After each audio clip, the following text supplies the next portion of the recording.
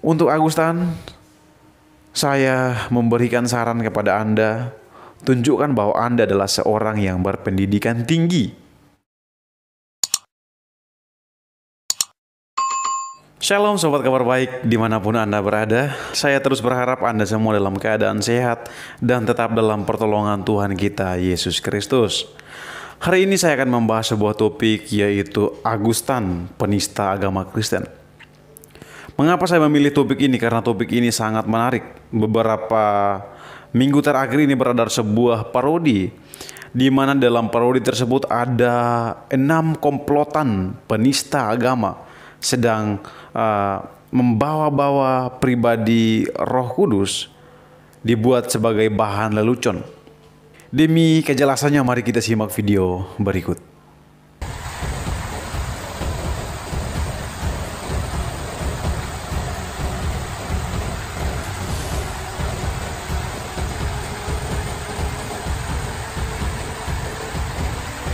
Waduh, gimana nih Cung? Kalinya banjir nih. Kayaknya kita nggak bisa lewat seperti biasanya nih. Murah aja Ustaz. Oh, kamu ngawur aja, nggak bisa kelelep lah kita. Ya iya nih. Gimana Coba. nih? Udah kita coba pikirin caranya, bagaimana caranya?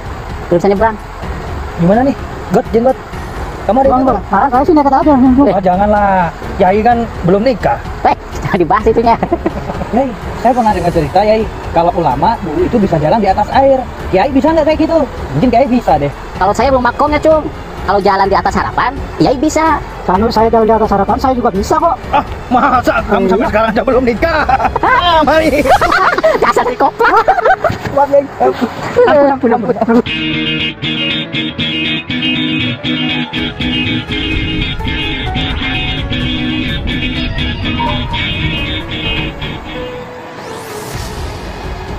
Wah, kita udah duluan nih. Iya, Pak Pendeta.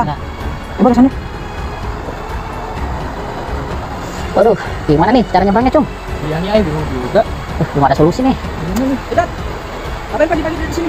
Lo Lip, lo mau kemana Lip? Itu mau ke alas seberang, mau nginjil. Ya sama, aku juga mau kapung seberang. Nah, emangnya mau ngapain ke sana? Kalau aku mau berdakwah Lip. Nih bang santri-santriku, ini si Sipit dan ini si Jenggot. Tapi aku lagi bingung nih Lip, gimana caranya bisa ngelewatin kali ini? Ini kalinya banjir. Kamu sendiri gimana? Ada cara nggak untuk bisa ngelewatinya? Kalau aku mah gampang, tinggal berdoa pada Roh Kudus biar dikasih tahu caranya. Ya enggak? Ya Pak Pendeta. Wih, kamu hebat Lip. Gimana caranya Lip? Coba deh praktekin. Yaudah dah, tunggu sebentar. Aku mau berdoa dulu ya.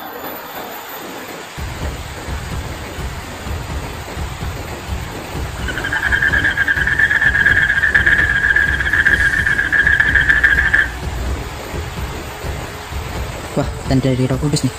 Suara kodoknya tek berarti cetek. Coba aku dengerin sekali lagi.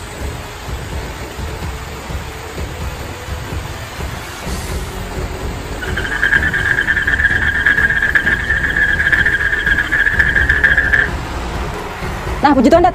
Aku udah diberi petunjuknya sama Roh Kudus. Wih, keren banget lo Lip. Cepat banget dapat petunjuknya. Coba apa petunjuknya? Tadi aku pas berdoa dengar suara kodok bunyinya tek. Aku yakin ini petunjuk dari Roh Kudus. Kalau kalinya ini cetek, jadi aku bisa melewatinya. Ya udah kamu duluan. Nanti aku sama santri-santriku nyusul. Siap, Yai. Siap, God. Siap. Oke, siapa takut? Ayo murid-murid.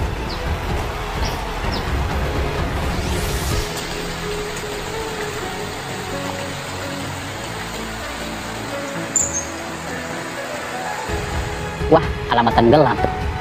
Wah, beneran kayak itu mau tenggelam. Tutup lah, bisa. Betul. Bismillah. Tolongin,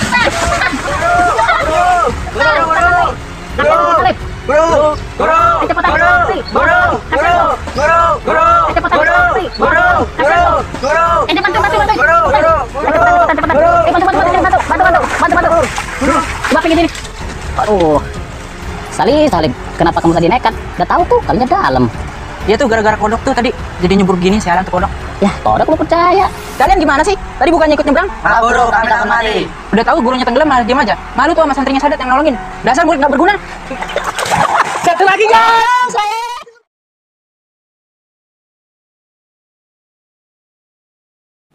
Kita telah menyimak video tadi bersama. Saya memberikan kesempatan kepada sobat kabar baik untuk memberikan komentarnya. Nah, di dalam video tersebut, mengapa saya mengatakan itu tergolong dalam penistaan? Sebab mereka menggunakan Allah Tritunggal sebagai bahan lelucon. Ketika si pendeta mengambil kesempatan untuk berdoa, dia mendengarkan suara kodok. Dan suara kodok itu diklaim sebagai konfirmasi dari Allah Roh Kudus untuk mengizinkan dia menyeberangi sungai yang sedang banjir tersebut. Pada akhirnya dia terjatuh dan dibantu oleh kelompok dari pihak Muslim. Di sini saya ingin memberikan komentar bahwa Anda yang melakukan parodi tersebut adalah manusia-manusia bodoh yang pernah ada di dunia ini. Sebab kalian jelas-jelas tahu bahwa Roh Kudus itu adalah pribadi ketiga Allah Tritunggal yang diimani oleh orang-orang Kristen. Karena itu saya mengatakan bahwa kalian adalah orang-orang bodoh yang dengan sengaja, dengan sadar menista kepercayaan orang lain. Nah, untuk Bapak Agustan, Anda juga tidak kalah bodoh dengan para murid-murid Anda tadi. Bayangkan kalian bisa sepakat untuk melakukan penistaan seperti ini. Di mana letak kepintaran Anda sebagai seorang yang terpelajar? Setahu saya Bapak Agustan adalah seorang yang berpendidikan tinggi. Sebelum beliau menjadi seorang Muslim, dia adalah seorang pendeta yang telah menempuh beberapa tahun untuk studi.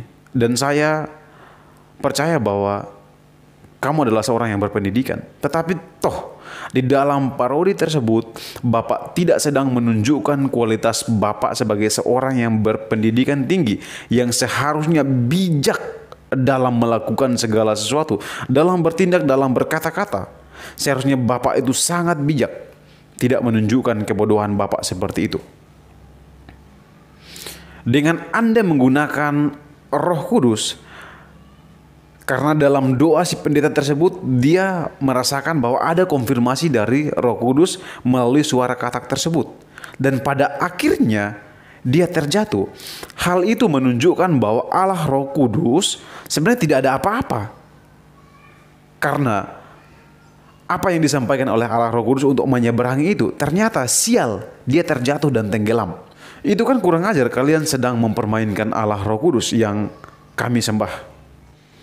Sangat disayangkan Bapak Agustan menunjukkan kualitas pendidikan Bapak dengan cara receh seperti itu.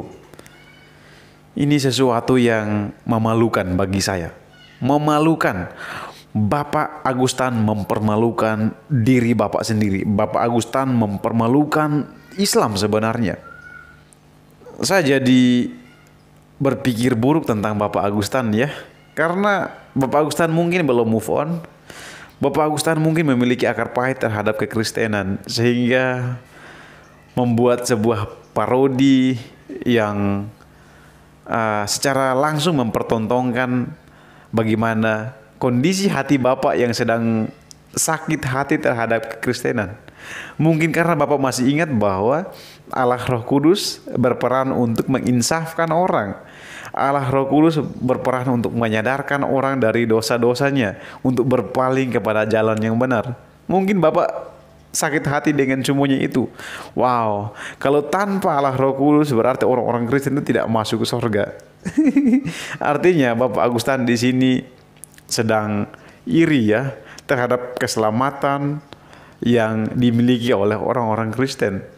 Karena keselamatan itu, pertobatan seseorang itu dikerjakan oleh Roh Kudus. Makanya Bapak pintar sekali memilih Roh Kudus untuk jadikan bahan lelucon. Sayangnya itu semua tidak mempengaruhi kami sebagai orang Kristen. Kami percaya kepada Allah Tritunggal, Bapa, Putra, dan Roh Kudus.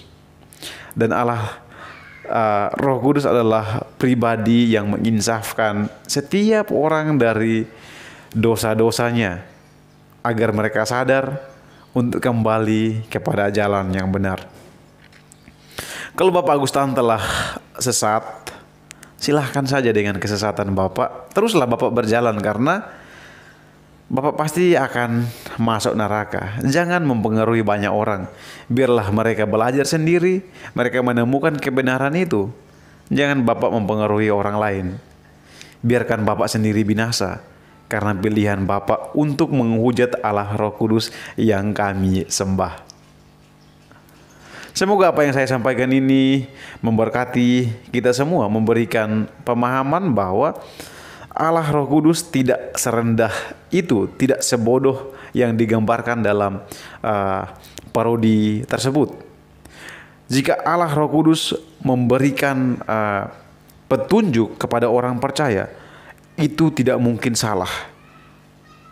Seperti yang diperagakan oleh oknum-oknum santri atau apa, saya tidak tahu.